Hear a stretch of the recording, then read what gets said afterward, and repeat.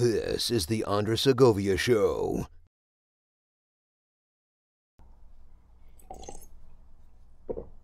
Someone else already did it too. Hey, what's up everyone? This is Andres, and in this video, I'm going to be doing another reaction to another big, famous influencer leaving California. And in this case, it's Ben Shapiro. There's actually a few videos of his, but I'm reacting to the why I'm leaving. And let me pause it real quick, because he makes some points. I remember seeing this back when it debuted, back just over a month ago.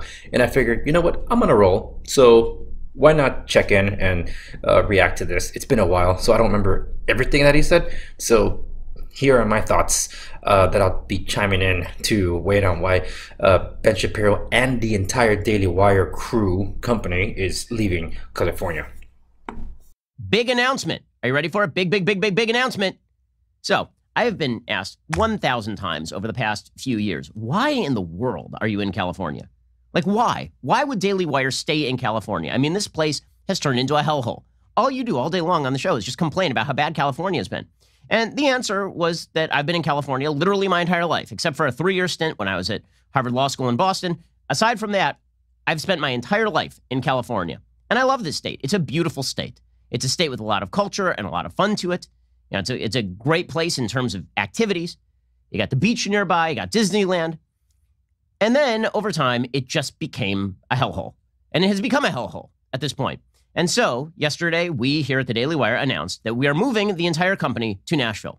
So just yesterday, Governor Jerry Brown, former governor of California from 1975 to 1983, and then again from 2011 to 2019, he said, where are you going to go? Where are you going to go? You can't, okay, you say that California's bad. Where are you going to go? The answer is we are going to Nashville. We are taking the entire company and we are picking up and we are leaving and we are putting our headquarters in Nashville. Okay, so if I remember correctly, what Governor Jerry Brown was referring to in terms of where will you go, he was reacting into the big wildfires that have been happening here in California, and where can you go to escape climate change is what he was saying. Let me give you some context.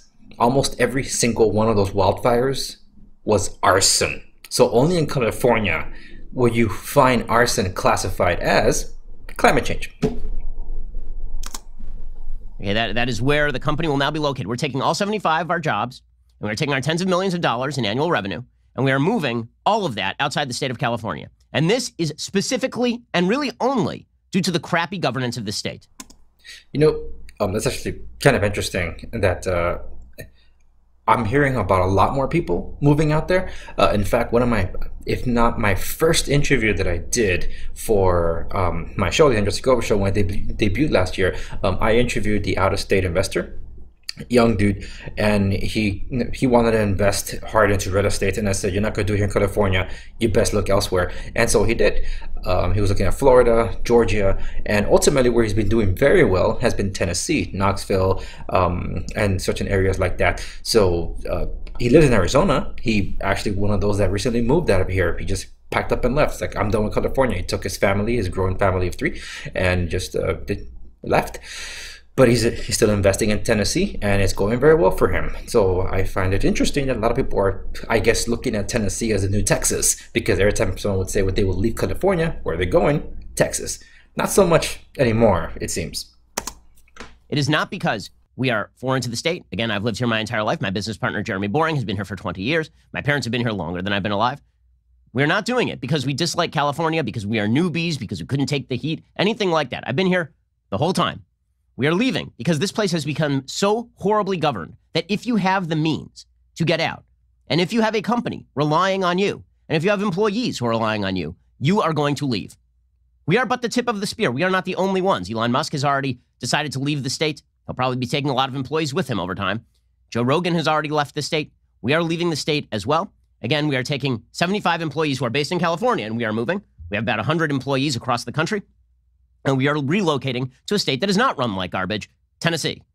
And now, did my business partner and did Jeremy and I and Caleb Robinson, our other business partners, did we ever think that we were going to be moving this company to Nashville? No, otherwise we wouldn't have built up these big, beautiful studios here in Los Angeles and employed a bunch of people in Los Angeles. And hilariously enough, when we announced this to our employees, we thought, okay, a lot of people are going to be very upset about it. It turns out far more of our employees are excited about leaving California then would be excited about staying in California because this place has become unlivable. Not only is the rent too damn high because of all of the garbage zoning regulations here, but the quality of life here has degraded radically.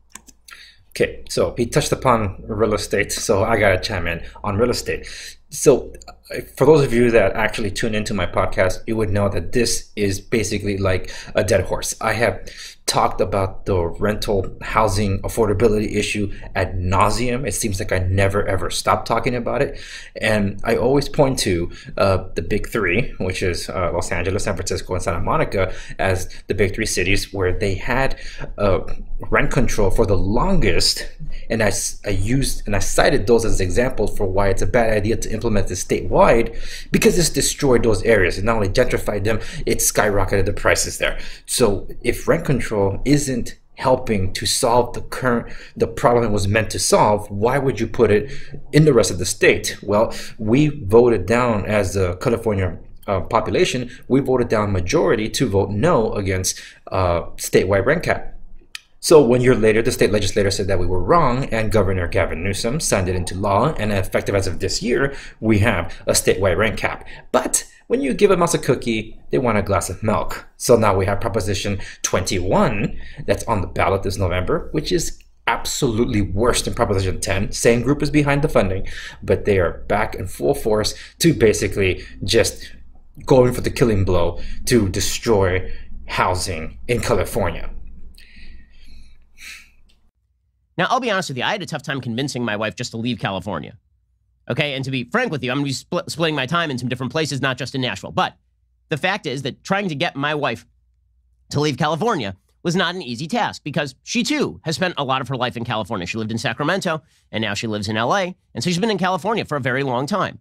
And over the past 2 years, she's looked around and she said, okay, I guess you're right. And the reason for that is perfectly obvious. Between the city of Los Angeles deciding that they were going to cede the entire city to low-level criminality, they were not going to enforce the law, they were not going to keep the streets clean, they were not going to make it livable for me to allow my children to play outside of our front gate without adult supervision, between them allowing the streets to become incredibly dirty and dangerous, because here's the reality. If I let my kids walk around the neighborhood, they will stumble across 2 open needles during the course of that walk, because the city has specifically told law enforcement they can't do anything about the rampant homelessness problem that has plagued Los Angeles. There's 66,000 homeless people in LA County. Every single underpass in LA has entire living facilities for homeless people. So to build off what he's saying, yes, that is true. California is the most populous state in the union, the largest economy in the union. And it just so happens that California is also home to the highest homeless population in the union. We're also run by basically one party, where we have a Democrat supermajority in the Assembly, in the state Senate, and the governor, which is the most extreme leftist governor, Democrat, that we've had. And none of the policies are working. But somehow, it's not the fault of their own policies. It's that they're not spending enough. So they keep trying to tax themselves into prosperity, into solutions, and providing for this and that, and decriminalizing, as Ben Shapiro has pointed out here. There was a proposition that we're actually trying to amend in some way, which has decriminalized some low-level crime, criminal activity, as he mentioned. So the new proposition that we're proposing to pass, and hopefully it passed, one of the only 2 yes votes this year out of 12 propositions, is to basically criminalize crimes that were decriminalized, because it's not helping the general public. This is not, by the way, sympathy to the homeless, many of whom really need serious help. They are drug addicted or mentally ill, and the city has decided that in the name of freedom, they're going to allow the suburbs to be overrun by this homelessness problem that does affect people who are paying their taxes. Okay, between that, between the fact that they've decided to defund the cops and move away from allowing the police to do their jobs entirely, between the increased taxes and the higher levels of crime and the lower levels of cleanliness, between the fact that God decided to plague the state with a giant wildfire spate over the last several years, apparently. Arson. And to build off that, because I don't think he mentions it, Governor Newsom also releasing thousands of prisoners in the name of health from being incarcerated. Yeah. It's like, I didn't need the help, God. Like, I got it. I didn't need the signs and the wonders to drive me from California. And frankly, I'm just hoping that when Michael Knowles looks back at California, as we make our way out, that he turns around, he looks back, and he immediately turns into a pillar of salt. Like, that is my dream. But whether or not that happens, we are leaving, and you're going to see more of this. Again, you're going to see a lot of this. New York, New Jersey, Connecticut. You're going to see this in LA. You're going to see this in San Francisco. People are going to pick up, and they are going to leave. And the people who are most likely to leave are the people who can afford to leave. Let's be honest about this. The people who are going to get trapped in Los Angeles are the people who are lower middle class, because they don't have the wherewithal to pick up and leave. They don't get to decide, honestly, where their jobs take place. As the head of a company, I get to decide where we take our jobs, and we are excited to allow our people a better living standard, moving to some place like Nashville that is not governed like garbage in a red state, than forcing them to stay in a place that is very difficult to raise children and to live. But blue states for too long have thought that they can govern as badly as they want and there will be no consequences. That's true to a point, and then beyond that point, it is no longer true. We have reached the breaking point. We are leaving, and so Daily Wire will see you in Nashville.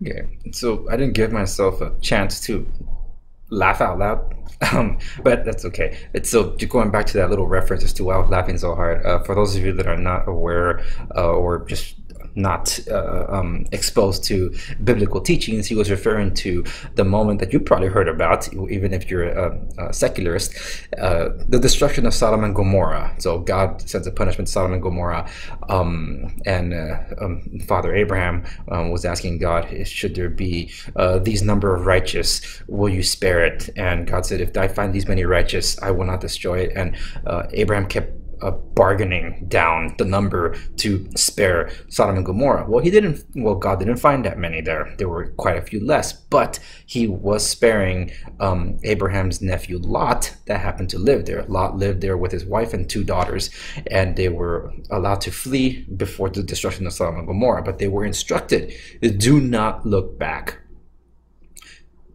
Lot's wife looked back from curiosity as God was destroying Sodom and Gomorrah, and she turned into a pillar of salt. So that's what Ben was referring to as Michael Knowles, the other host on the Daily Wire, that hopefully when they're leaving, that he turns around and becomes a pillar of salt.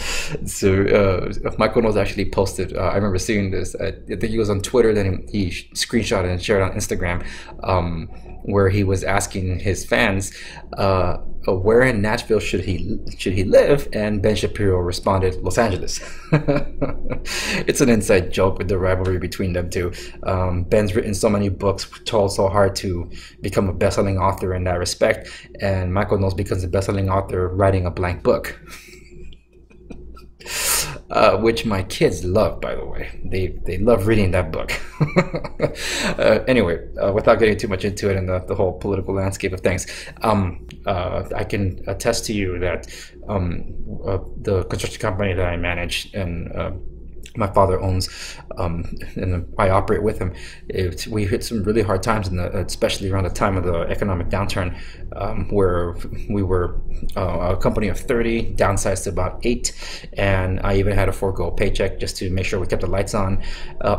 We had to work, I would say 6 months of our 6 months worth of income for said hard years were just to pay the insurance. That's not even the rest of the overhead. It was just so expensive to have a workman's comp, liability insurance, everything that was being required of us, even new insurances that were being introduced. But because we were so small, we were exempt from those things. That's why it's like, okay, so if we reach this much threshold in employees, it's not worth for us to grow anymore, because or else we'll be paying even more just to make ends meet. That all the income that we're bringing in would just be shelled out over there. We can't invest in our own employees. So it's really terrible that California punishes those that work so hard to get things done, and rewards those that don't do anything. But that's what it comes down to. Then you get stories like this, where a company that has been growing, Daily Wire is a success story in and of its own, and they're just up and leaving. So my previous video of a reaction, I did a reaction to Gary Bigler from Nerdrotic, his channel where he does reviews of TV shows, where he's leaving. And we're not talking about someone as big as the Daily Wire, but we're talking about a two-income household that was doing pretty well, being forced to leave because of the policies and just the egregious overreach of this state. And they're not the only ones that have done so. So again, those that can have left. I know a lot of people that have left for Arizona, Utah, and Texas. And I guess now I can chalk up Tennessee to this list. So we'll see how Tennessee ends up faring, because some of the states where Californians have exited to have affected with their politics those regions that change the landscapes of elections every 2 to 4 years. So anyway, that's it for this video. Thank you so much for watching my reaction video to Ben Shapiro's Why I'm Leaving California, with the Daily Wires for that matter. But if you like my reactions to these things about in relation to California or housing, let me know. And if you have a video that you probably would like me to react to as a local broker that services Orange County, Los Angeles, by all means chime in the comments section down below so I can check it out. I'm going to be creating a playlist of all these, so all my reaction videos, including some trailer stuff that I've done before, I'll be putting in that playlist. But predominantly I want to keep it to real estate. But hey, you never know. If there's an overwhelming number that ask for a certain topic that I don't really cover, I'll probably chime in anyway, because, well, I like to entertain you too. Thank you so much for watching this episode of the Segovia Show. Remember to like, share, and subscribe to stay in the know. Follow my podcast in your directories listed down below. For those of you watching on YouTube, if you're listening on the podcast, you've already done so. Thank you so much. And as always, I'll see you on the next one.